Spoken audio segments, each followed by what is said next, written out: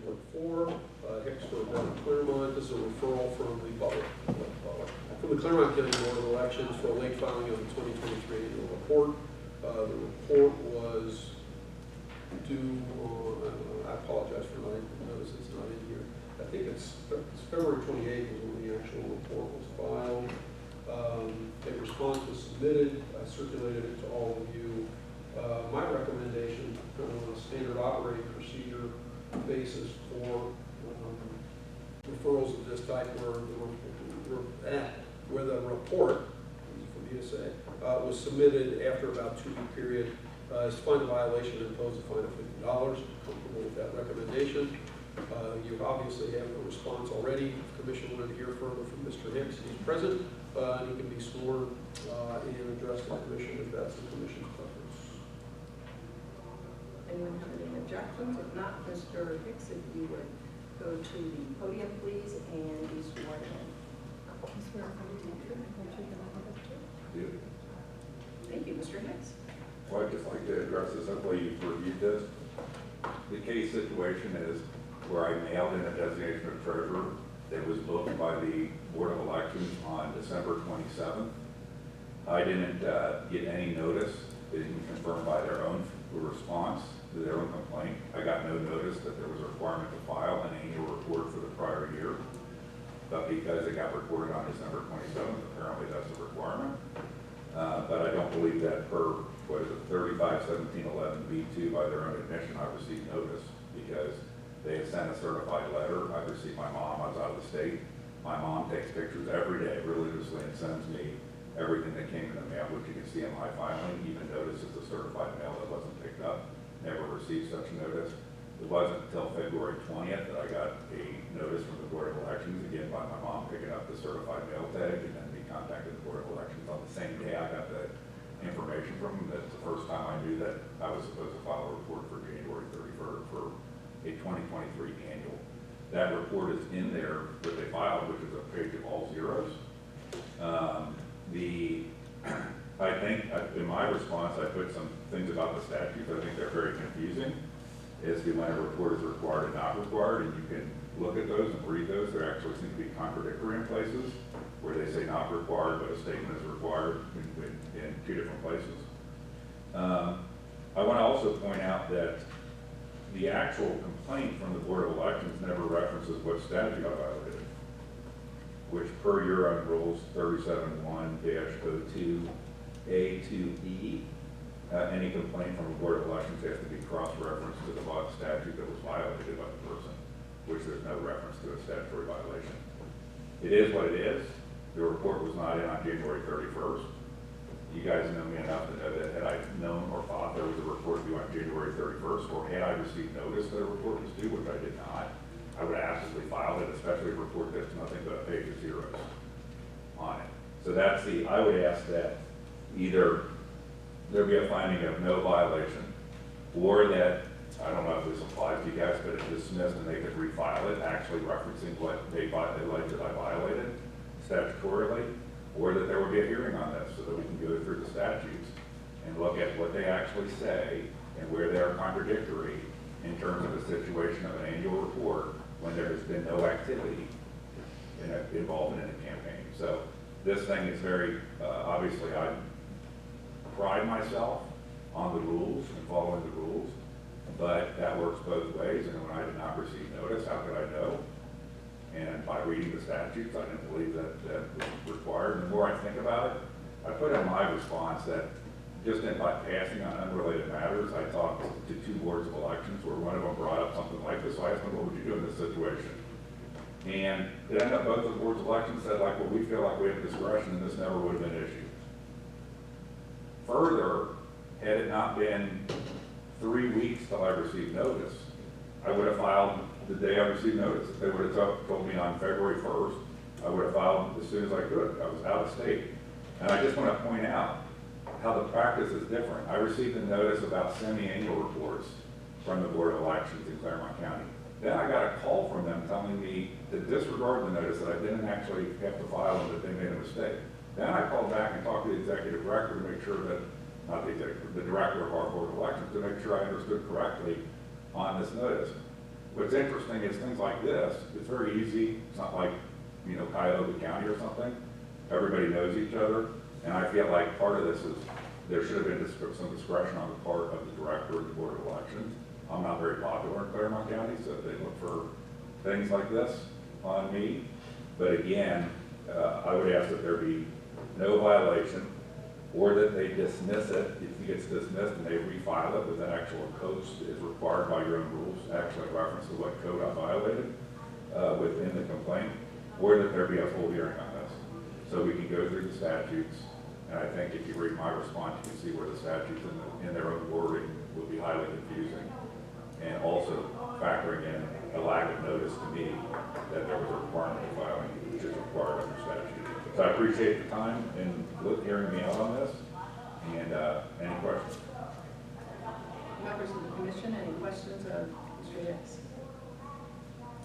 I just do it the executive director. If I may. Yes, please go right ahead. Mr. Richter, I want to make sure that I'm clear here. 351710 dictates when the statements must be filed. Is that it? Correct. And then 13 says, you know, Fair use of law. yeah. Is notification to the candidate required? A Prior to board has an obligation to notify under 351711, I think it is. And if that's not done appropriately, does that dispense with the need for the candidate to? Honestly, we've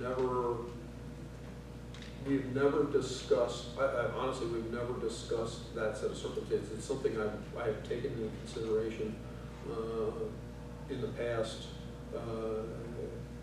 depending on the nature of the, you know, who the individual is, what has been their experience in campaign finance, in the campaign finance area, et cetera. And there is an and I don't know, in this particular case, there's an obligation, or an opportunity, I should say, an opportunity for a candidate to waive certified mail notice with the board. Let me ask you There's more a lot of succinctly, things if I could. that factor into a situation like that. Does anything that's been presented here today alter your recommendation? No, I'm comfortable with my recommendation. All due respect to Mr. Hicks, he's very experienced in campaign finance area. He has had campaign finance, or he had run in the past, and knows when campaign finance reports, I think, are obligated and should be filed. And so that's certainly a part of what I've taken into consideration as I'm making my recommendation. Understood, thank you. Can I make an additional comment? Go right ahead. Is I think it's the campaign, the executive director making representations up to my mind. I do think I know a lot of the rules, and I know that the rule requires per statute that there be notice to the candidate. And it's the 351711B2. Your own rule also requires, and if you look at the actual complaint, that the prima facie violation be cross-referenced to relevant revised code sections. The complaint against me doesn't reference what code section I supposedly violated. It has verbiage of a complaint, so I'm familiar with that too. I think in these cases, that for Mr. Richter to say, well, Chris Hicks knows the rules, so he should do it. I do think I generally know the rules. And my read of the statutes was that it was not required to be filed. There was no activity from the last time that Hicks for Better Claremont had been active. It was active and inactive. There had been no activity. So I think when one reads the statutes, when there's no activity, there's no requirement. But the statutes are confusing. If you go read them, they seem to contradict themselves because they talk about you don't have to file, but you have to file a statement within a couple of different statutes. But the key point here is I did not receive by their own, not me saying it, the Board of Elections complaint against me says I didn't receive notice of the requirement to file. And certainly Mr. Richter knows that had I received notice, I would have absolutely filed, especially a page that's all zeros, because there was no activity. So, you know, either way, then I would seriously request that there be a hearing on this. And then I get the benefit of due process and the Board of Elections come here and explain. And an issue that Mr. Richter just said he has never, thought about is whether the failure to notify the candidate has an effect on their complaint status and their filing status. So for example, when I had been called by the Board of Elections to tell me I don't need to file this, the semi-annual. Then if they turn around and say, I do need to file the semi-annual, do I have any recourse or any defense? So I think this should be then a full hearing, so that these issues can be resolved, and the issue that Mr. Richter, who has much more experience than me, just said he's never thought about, whether the requirement in statute 351711B2 that there be notice to the candidate would have an impact on the ability to have a complaint against the candidate. So thank you. Any questions of the witness or the executive director? If not, is there a motion?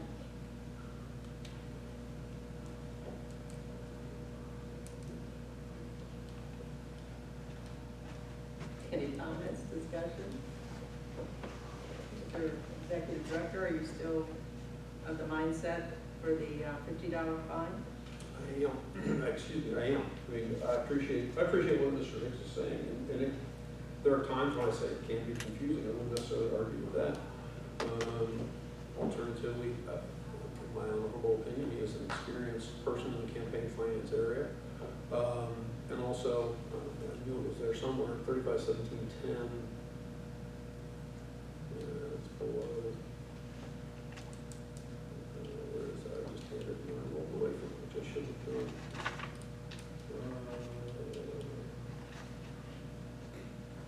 There is a line in 351710. If a campaign committee or political action committee has no balance on hand, no outstanding obligations, and unless the voters terminate.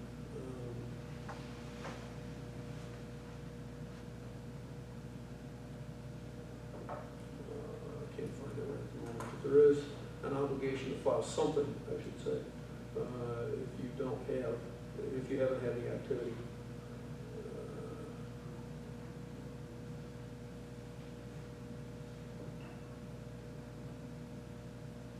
And that oftentimes catches up people who have filed a waiver, in terms of they think of once they file the waiver, that there is no obligation to do anything else. Well, even if you don't have any activity, or if you don't do something after you file a waiver, you've got an obligation to file something with the Board of Elections that reflects the activity or inactivity that you have. And that's the case, I believe, that's also appropriate here. Madam Chair, this is Mr. Richter. So the report was due 1/31, and when did Mr. Hicks actually file? According to the board, February 29th. February 29th. Okay. And he's never had he's never had a violation before, right? That is correct. There's no priors. Based on his explanation, I'm going to make a motion that we move the $50 to a $50 violation. It's moved, is there a second? Second. It's been moved and properly second. All in favor? Aye. Opposed? It's been, the recommendation has been supported by a vote of 6-1.